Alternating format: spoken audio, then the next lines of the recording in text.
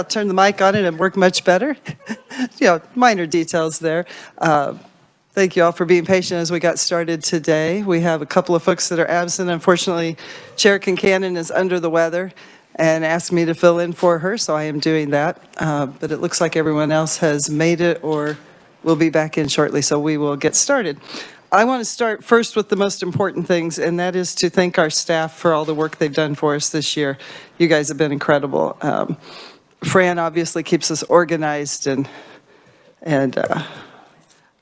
on track, and we greatly appreciate everything she does, and I know Chair Kincannon would probably go on for at least 5 minutes, so you get the shorter version from me, but we do greatly appreciate everything you've done for us and for the committee.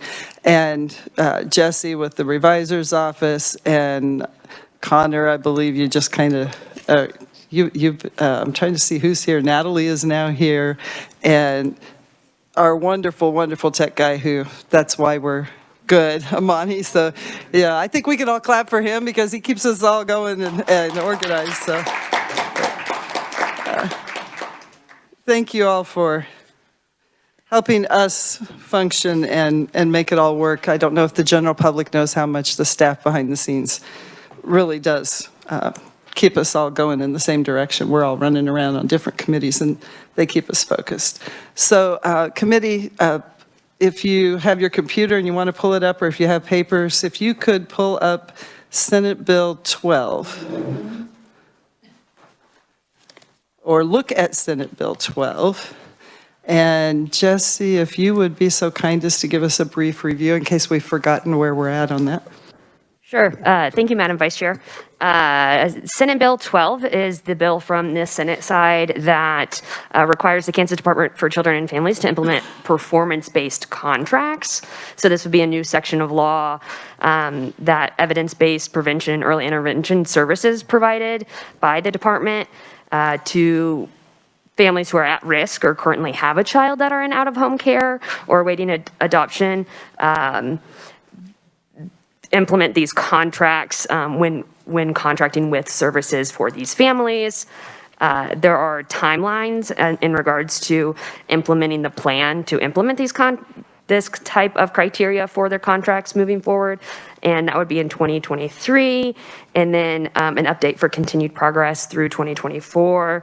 And those dates are Senate amendments. Since this was introduced last year, those amendments were made to push that out a year, so it doesn't have to be up to this year to meet those deadlines. And the bill also states how they would like to reinvest the funds saved from these performance-based contracts to reducing foster care caseloads. Thank you. Are there any questions for the revisor? Representative Smith. Thank you, Madam Chair. Jesse, how did the Senate vote on that?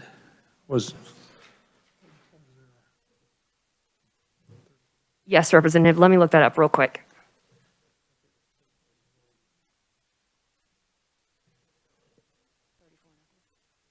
Representative, the floor of the Senate voted 34-0. Thank you. Thank you, Madam Chair. Are there any additional questions? So the chair would be willing to entertain a motion if there's the will of the committee. Is there someone who would like to make a motion to pass it out? Representative Johnson.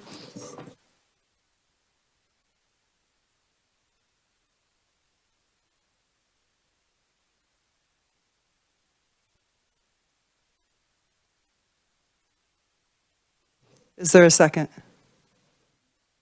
Second by Representative Thompson. And I have an amendment on behalf of our chair. It's very simple and short. I know those are dangerous words. Jesse, can you make sure everybody has that? And I can explain it, or Jesse can explain it. Yes, thank you, Madam Chair. So I have just forwarded the amendment electronically on to Fran, and in a moment I will put it on my screen for the committee to see, but it's fairly simple, and what it does is it changes the effective date of the section from the statute book to the Kansas Register.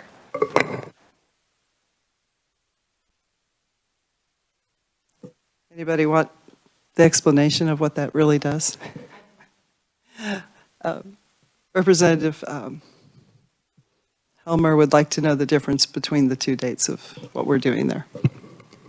Certainly. Thank you, Madam Chair. Representative Helmer, when sections become effective in publication of the statute book, that's usually when the statute books are printed, which is going to be July 1st of 2022 this year, if it were to pass this year. The Kansas Register is a publication with the Secretary of State. And so by putting something in the Kansas Register, it becomes effective as soon as it is published in that publication. And that comes out kind of on a weekly or biweekly basis based on when the Secretary publishes that. So putting something in the Kansas Register means that it would be effective sooner than that July 1st date. Any other questions on the amendment? Yes, I do need a second on the amendment. Thank you. Second by the representative to my left, whose name has just totally escaped me because I've never done it before, you know. Yeah. So basically, this would let the folks get started sooner on the actions that are in the bill. Are there any other questions on the amendment? If not, I'll close on the amendment. And all in favor, say aye. Aye. All opposed, no. Okay, so we're back on the bill as amended, which changed the date. Are there any questions on the bill itself? Seeing none, would you like to close, Representative? Oh, yeah, is there any other, did you have a question? I'm not trying to cut off discussion. On this bill, on Senate Bill 12, yes. Go ahead, Representative. No, Senate Bill 12, there was one of the proponents, who actually really wasn't a proponent, this guy out of Wichita, who's the testimony of this Richard Harris, who's a former Wichita Civil Rights Commissioner. I thought was a very good critique of the bill. I mean, I think he was working with a slightly different version of it than what we had. But I would take his point and somewhat my point on this is that it's very nebulous, a lot of what's being done with it. Of course, it's just, you know, setting up a collaboration and some sort of future committee that's going to, you know, come up with some of these, a proposed methodology for contracted providers. But, you know, what that results, I somewhat take, I'm not quite sure if we get to review that again before anything totally goes forward. But the main thing is just this notion that somehow we're going to reinvest the savings from a reduced foster care caseload. All it does is just guarantee, you know, the DCF, just that regardless of any improvements made to the foster care system, that they get the same amount of money. And I just don't think, I mean, in the same sense, if things go bad, we automatically, based on the consensus caseload, you know, are set up for funding more. I would think if things go the other way, that for the benefit of the taxpayers and just common sense, that the reduction would not just immediately go back to the same department. I don't believe we do that with any other program, and so that makes me very dubious about this bill.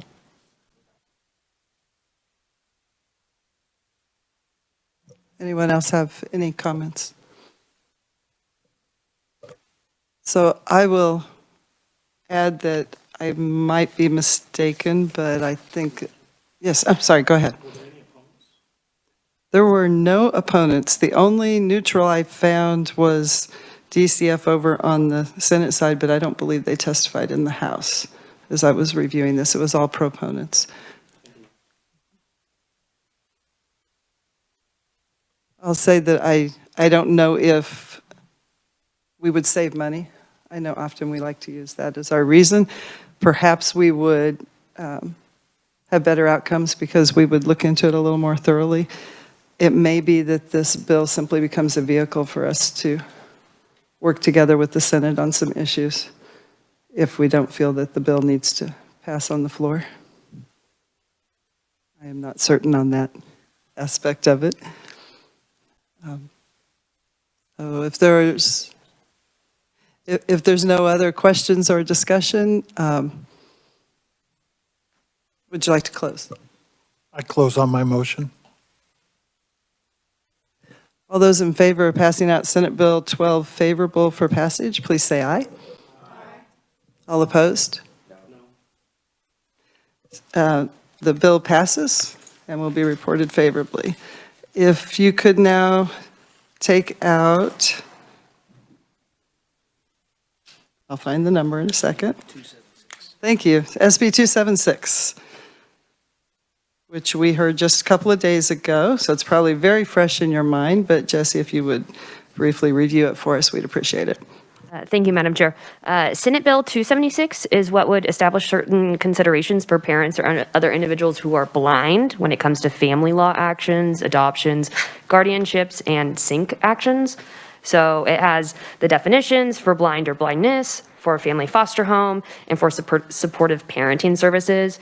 And so what it does is that when the basis of an action denying or restricting the legal custody or residency or parenting time based on a parent's blindness is done, then that person has the burden of proof to prove that that is not in the best interests of the child.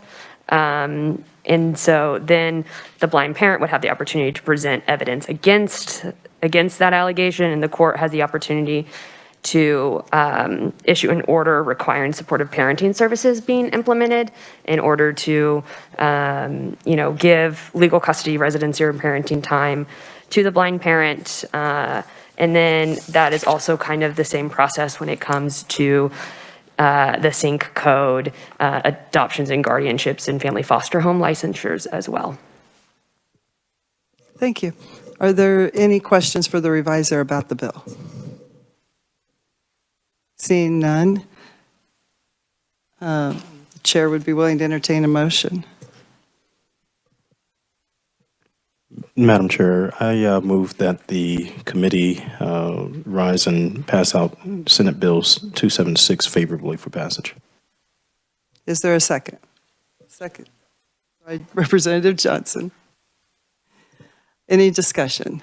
And before we get started, I have an amendment on behalf of the chair. And Jesse, if you would be willing to share that, please.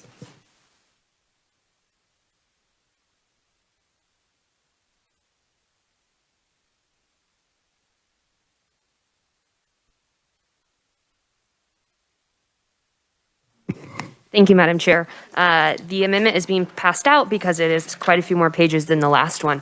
So what this amendment does is that it changes any reference to when a parent is blind to a parent that has a disability.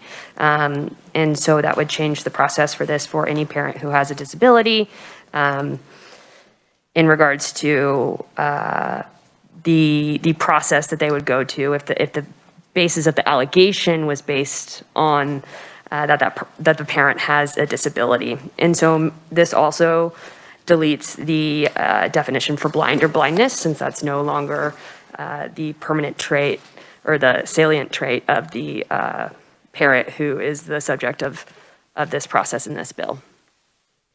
Okay, so that's a motion that I'm making. Is there a second?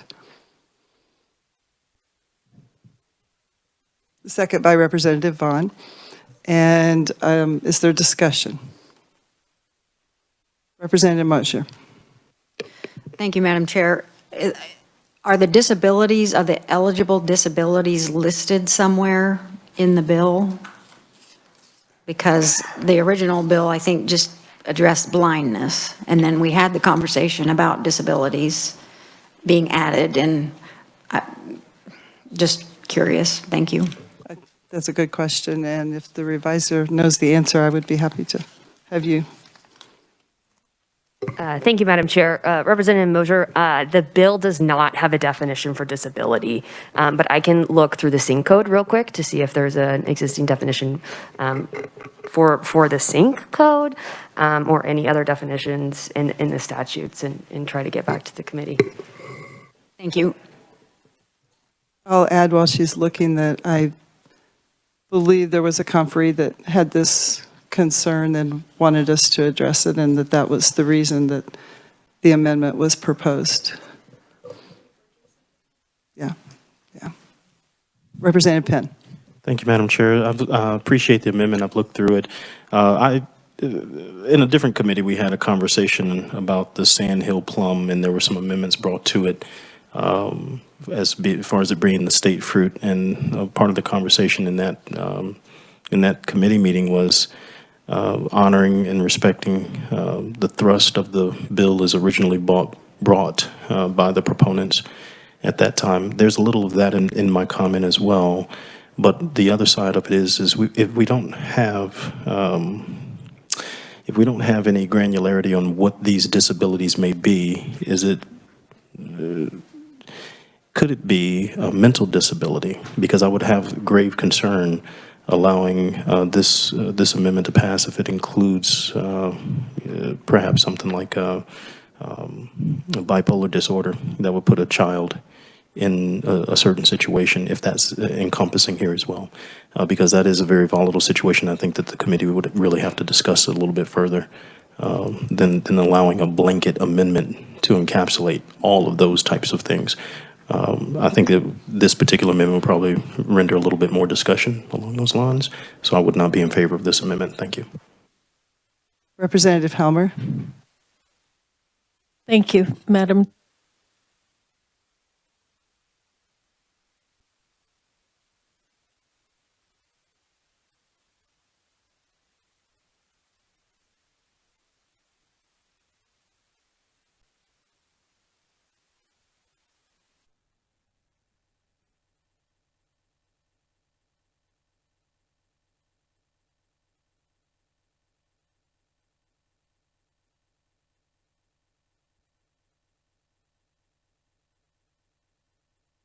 Representative Vaughn.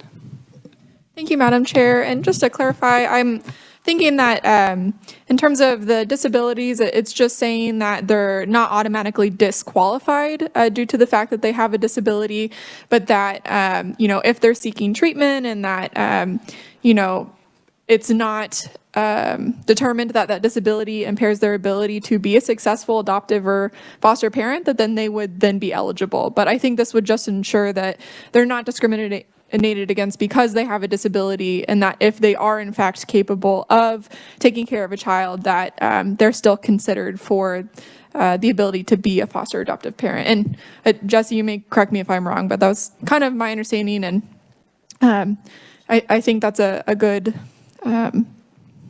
mission, and if we can prevent discrimination in that way to ensure that we increase the amount of foster and adoptive parents in our state, I think that's a good thing. So, thank you.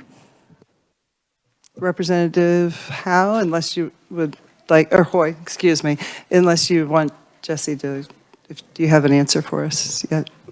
I have a brief update, Chairwoman. So the sync code definitions for the sync aspect of this does not have a definition for disability. To keep in mind as I'm continuing to search through the statutes on what disability is defined as.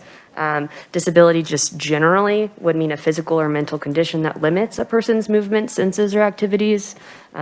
So without a specific definition in this section, it would just kind of fall back to that general dictionary definition.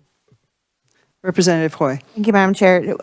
What statute is that? I'm looking at 12736 on disability means a definition, because I would like to offer a substitute motion that references a definition of disability in an existing statute.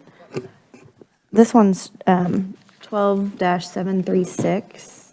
I don't know if it's the best one. It's the first one I found.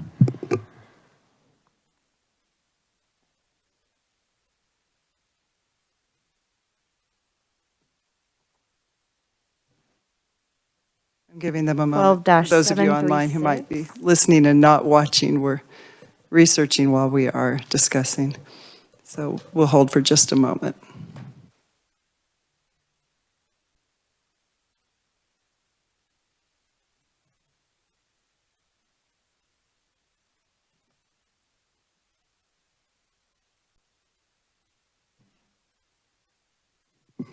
Thank you, Madam Chair. The definition that Representative Hoy has referenced in 12736, when it comes to group homes that are regulated by municipalities. Disability in that is a person with a physical or mental impairment that substantially limits one or more of such person's major life activities. They have a record of having such an impairment. And then section C of that, being regarded as having such an impairment, the such term does not include current or illegal use of addiction or a controlled substance as defined in the federal code. Representative White. Madam Chair, I would look to the reviser to see if that's something that we would do to refer to a definition that already exists, or if we're aware of any other areas that it would be defined in statute. Go ahead. Yes, please. Thank you, Jesse. Yeah, thank you, Madam Chair. When it comes to the committee making a conceptual amendment for the definition of disability, I ask that the committee be a little more specific than one that already exists, because it seems like there are some current concerns in regards to the differences in definitions. So if the committee could at least outline or identify some aspects of a disabled or person or a disability that the committee is comfortable, rather than just inserting a definition. And Representative. I clicked off of what I was on. Well, I think discussion purposes, I would like to offer, I lost where it went, I would like to offer a substitute motion to include in this existing amendment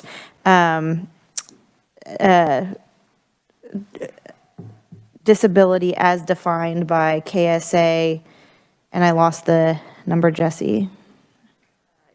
Yes, you were stating KSA 12736.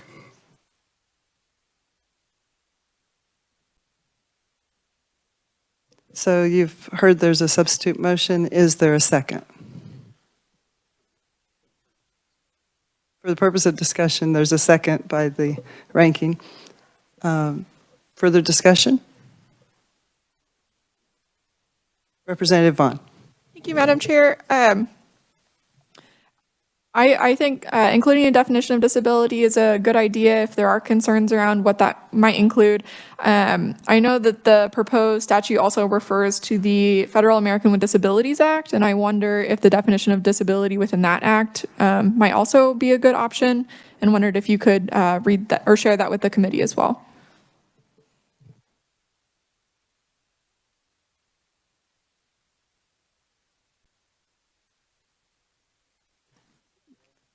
Representative Johnson. Definition of disability under the ADA. I'll just read if that's appropriate. It is important to remember that in the context of the ADA, disability is a legal term rather than a medical one. Because it has a legal definition, the ADA's definition of a disability is different from how disability is defined under some other laws. The ADA defines a person with a disability as a person who has a physical or mental impairment that substantially limits one or more major life activities. This includes people who have a record of such an impairment, even if they do not currently have a disability. It also includes individuals who do not have a disability, but are regarded as having a disability. This is from their website. Thank you. Not sure if I feel it more clarified or not. Representative Penn. Well, hopefully, Madam Chair, this can help a little bit. Just looking up really quickly on Dr. Google, a search is alcoholism, a disability under the ADA. And the search result came up under the ADA, individuals who abuse alcohol may be considered disabled if the person is an alcoholic or a recovering alcoholic. And when you go to the ADA training aid that they have on, are alcoholics protected by the ADA? First sentence, they may be. I would have extreme difficulty either with the substitute amendment or the underlying amendment saying that a child should be placed in a care of a home where there is someone who is an alcoholic or recovering alcoholic, as evidenced by the research in the feds, under the purposes of what this language says. That child could be susceptible to a whole bevy of things, which would put them as a child in need of care in the first place. So, I again, not supportive of the substitute or the underlying amendment. Thank you. Further discussion, Representative Smith, and then Thank you, Madam Chair. To me, Madam Chair, has a disability changes the whole bill. I just think what we talked about a couple days ago, then changing the word just changes the whole bill pretty much. And to me, the word disability is so broad, we really don't know what it is. So I'll have a hard time voting for it also. I'm not sure who was first, whether it was Hoy or Moisier. Okay, Representative Hoy, and then Moisier, and then Wagner. Thank you, Madam Chair. I'm going to maintain my substitute motion. I was considering when we're hearing the definition, but would remind everyone that the definition in 12-736 does have exclusions based on controlled substances. Alcohol is not a controlled substance, though I don't think it should, somebody recovering from alcohol abuse, that should be the only reason why we would ever take away their parenting abilities and rights there. Again, this is just the whole bill itself is making it so that one disability is not the sole reason why somebody would not be able to have custody of their child. So just clarifying that the definition in our state statute is slightly different than the Americans with Disabilities Act definition. So I thought Representative Moisier was before Wagner. Okay. Thank you, Madam Chair. I honestly don't think we're doing ourselves any favors by putting a vague disability in there, even with a definition. I would agree with the representatives from Wichita and Pittsburgh that we need to just make this a clean bill. If it was brought to us by the blind, disabled community to honor their requests, and maybe at some point some other legislation could be brought forward addressing other issues that should not be able to affect someone being a foster parent. Thank you. Representative Wagner. Kind of cascading on the comments of Representative Mosier. I mean, I thought the folks who were here, I thought that they made a pretty good case for I'm kind of dubious about this even with that, but I did think they made a good case for that it shouldn't be a sole determinant, and that just by their personal example was, I thought, pretty compelling. I will say, and of course, in a broader sense, as a business person, you deal with the Americans with Disability Act. It's kind of out there. It's part of your sort of HR that you redo. And in one of the testimonies, I guess I'm a little concerned about adding just disability because I think it's kind of already in there. In one of the testimonies from Mr. Tabor from the National Federation of the Blind, he said regarding state law, KSA 38-2201 enjoins a parent's disability as the sole basis for a determination that a child is a child in need of care, for the removal of custody of a child from a parent, or for the termination of parental rights without a specific showing that there is a causal relationship between the disability and harm to the child. And that, in some ways, the whole thing is kind of, because there already is the ADA, some of this is already in statute, and I'm thinking just going to the broader notion of disability is just going to duplicate KSA 38-2201. And for that, I would say I would stick with what the visually impaired folks brought to us, and to pass it out as they requested. So thank you. there further discussion on the substitute motion? Seeing none, Representative Hoy, would you like to close? Thank you, Madam Chair. I close and move my amendment. All those in favor of the substitute motion, please say aye. All opposed? The noes appear to have it, so we are back on the original motion. To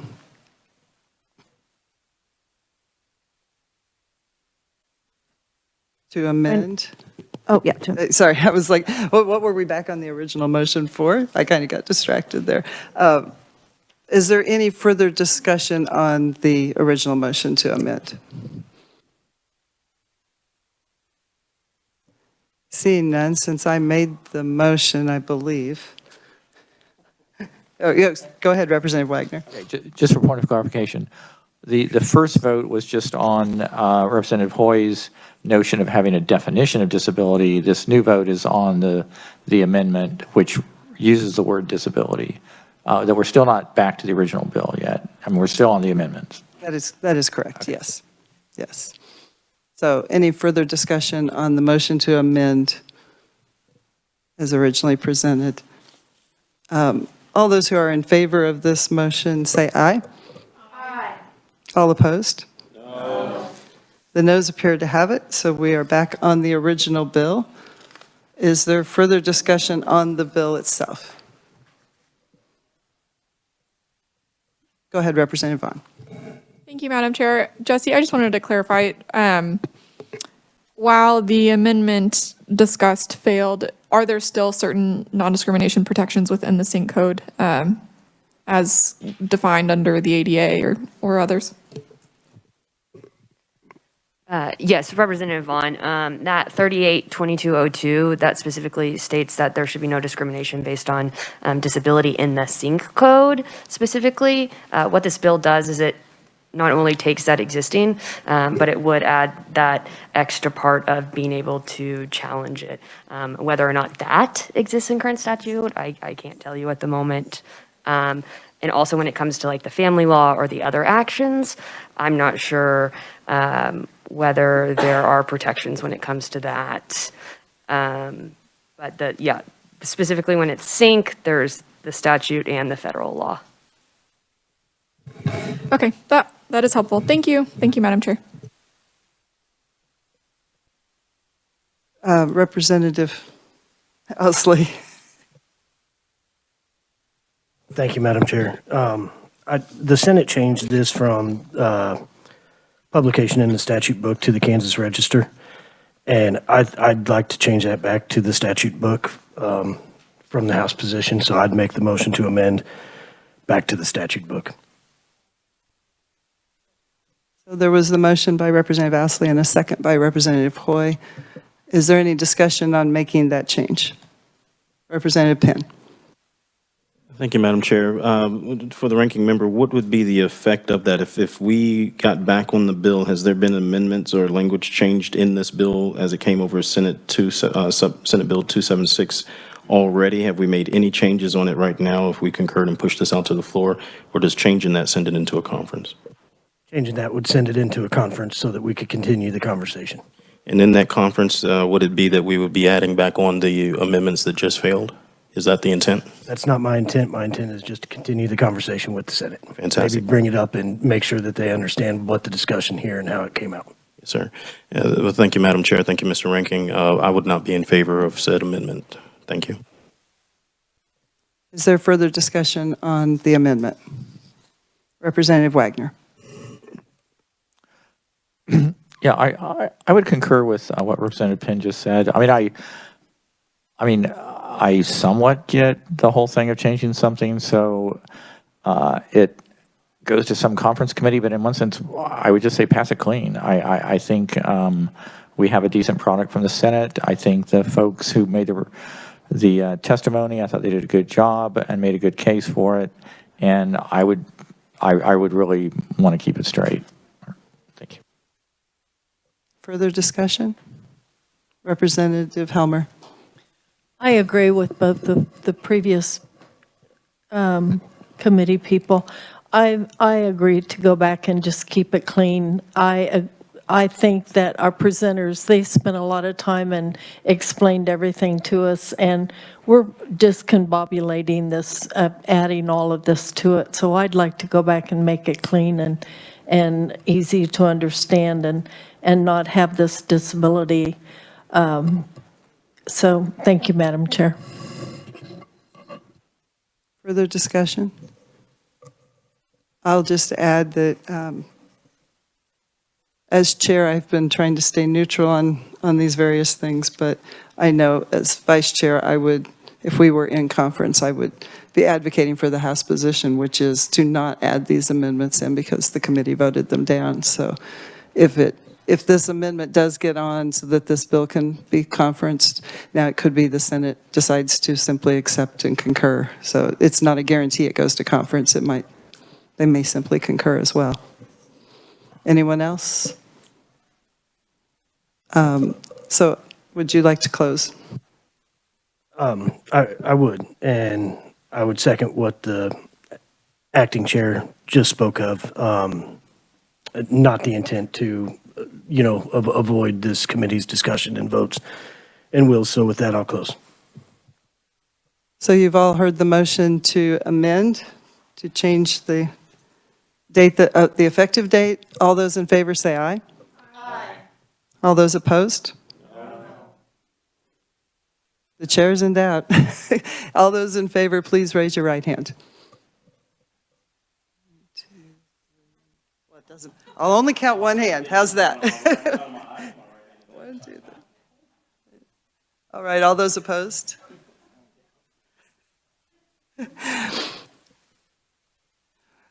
The chair's observation of the hands, no matter what the count was, is that the noes have it, and so that amendment fails. We're back on the original bill.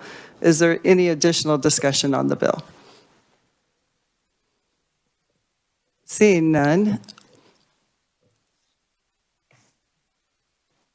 Did I make the motion to pass the bill out? Or did someone? I made the motion. Thank you. Oh, no.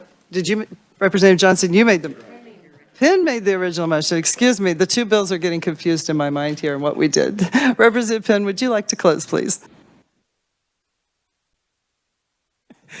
Madam Chair, thank you all for the very robust discussion. And as Representative Wagner mentioned, and various members, we had a very good presentation. I think this is a strong bill that we all can support. I really appreciate every one of our conferees that came and demonstrated just how strong their position is. If we had that from all of the other different disability communities, I'd be more comfortable with that if we could define that. I do appreciate everything, the thoughtfulness that went into this. And with that, Madam, I close. So you've heard the motion to pass the bill out favorably. All those in favor say aye. All opposed? The bill passes favorably. That is all the work that the chair asked me to make sure that we did today. And you guys have done great work this year. There's been so much attention, and I'll just say we're all very passionate. And so I greatly appreciate that as the vice chair, that it's been wonderful working with all of you. And I know that Representative Kincannon would concur with that as well. And did you, Representative Johnson and then Representative Smith? Yes, I just had a question for one of my esteemed colleagues. I still don't understand the Flint Hills Sugar Plum bill, Sand Hill plums, how that referred to the bill that we were discussing. Could you enlighten me? Absolutely. Representative Penn, I'll entertain that for a moment. Madam Chair, thank you so much. If I may be so bold, can I enlist the aid of Representative Mosier for this explanation? At the risk of losing control of this fascinating discussion, I will Madam allow Chair, Representative Moisure to consider it a respond. birthday gift to Ms. Lisa. Stop. In Fedden State, a group of grade school children from across the state put out a poll, and they all voted to make the Sandhill plum the state fruit of Kansas, and they put the bill together. We heard it. There were 10 students from across the state that gave great testimony via WebEx because last Thursday was the snow. So they couldn't be at the committee in person. There were supposed to be 48 children in the room that day, and 10 were going to go up to the podium and testify. Anyway, it was all done WebEx. I think everyone on the committee was very impressed with what is happening, and Representative Garber and I have been working with the teachers throughout this whole process. And so yesterday when we worked the bill, there was a representative from Topeka that tried to tack the polka on as the state dance. And so, you know, I said, I think we need to keep this clean because these kids came to us with a single focus and we need to respect their desires. And so that's the compromise that, you know, that we reached in our committee, and that was what Representative Penn was alluding to today, to let's just keep this clean for the blind community. So thank you. Thank you, Madam Chair, and I stand well clarified. Absolutely. And Madam Chair, if I may make one further point, once you have a couple of glasses of Sandhill plum wine, you may want to do the polka. And I did join our distinguished colleagues from across the aisle in support of said amendment, but in today, it being Representative Mosier's birthday, I decided to make sure that we keep it clean. So I do feel much more enlightened now. Representative Smith, can you top that? No, I can't come close. What I'd like to say is I was at the well one day, and I made the comment that this is the hardest committee that I'm on. And the reason I say that, I'm on utilities and energy and telecommunications, which is big money. I'm on insurance and pensions, which is big money. But this here is a committee that has to work through their heart. It's the hardest of all the committees. The other committees, like you say, are factual, and but this is hard and maybe can't be fixed. And I just appreciate everybody being in here. I think whoever's on here, all of you have done a really nice job. So thank you very much. Thank you, Representative. And I don't think any of us could add anything to that. So thank you for those closing remarks. And